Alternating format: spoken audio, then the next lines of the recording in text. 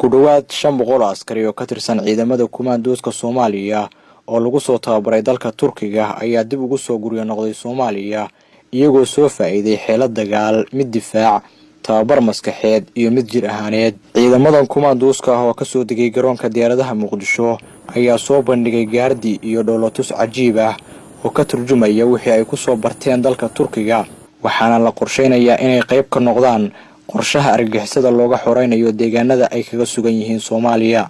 Taliyaha howlgalka tababarka ciidamada Turkiga Sareeya Guuto General Goren ayaa ciidamada kumaandooska ka hor yiri: Sizlerin sayesinde Somali gençler, çocuklar ülkelerinde ururka saddexaad ee qiimaha badan ku soo dhawaada dalkiina.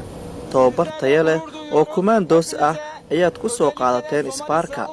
Aqoontan aad soo qaadateen waxaan aaminsanahay in aad wax badan kaga bedeli doontaan ciidamada xoogga dalka Soomaaliyeed. Markii aad amni wanaagsan samaysaan, caruurtiina waxa ay wax ku baran doonaan si wanaagsan, waxa ay ku seexan doonaan jawi wanaagsan. Taliye ku-xigeenka ciidamada xoogga dalka Maxamed Cali Bariisi ayaa ciidamada ku dhiirigeliyay dadaalka wanaagsan ee ay sameeyeen muddadii ay ku sugnaayeen Turkiga. ururka saddexaad ee Gorgor soo dhawaada idin leeyahay. runtii imaatinkiina waa lagu diirsaday. waxaan ka muuqda firfircooni, waxaan ka muuqda tababar fiican, waxaan ka muuqda inaad si fiican shaqada linkugu diray iyo tababarkii aad u aadeen u gudateen.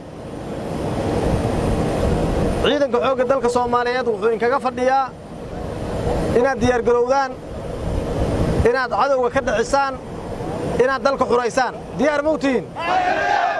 wasiirka gaashaandhigga xukuumadda federaalka Soomaaliya Xasan Cali Maxamed Amar Dambe ayaa sheegay in ciidamada Turkiga soo tababaray ay wax badan ka bedeleen tayada ciidamada xoogga dalka ayna si weyn uga dhex muuqdaan howlgallada lagula dagaalamayo argagixisada, waxaana uu ciidamada cod dheer ugu sheegay inay gutaan waajibaadkooda oo ay naftooda u huraan qaranka si loo gaaro barwaaqo iyo baraare.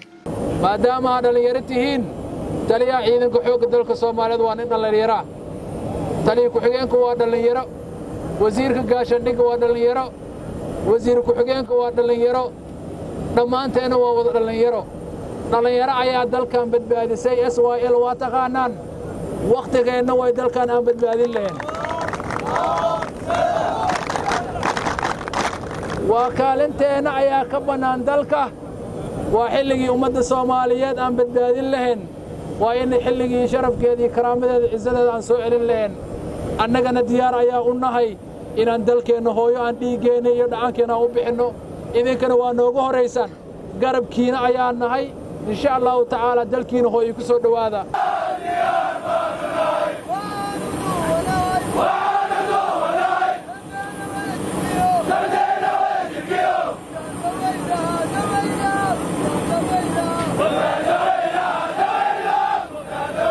محمد موسى ترسن، warbaahinta qaranka Muqdisho.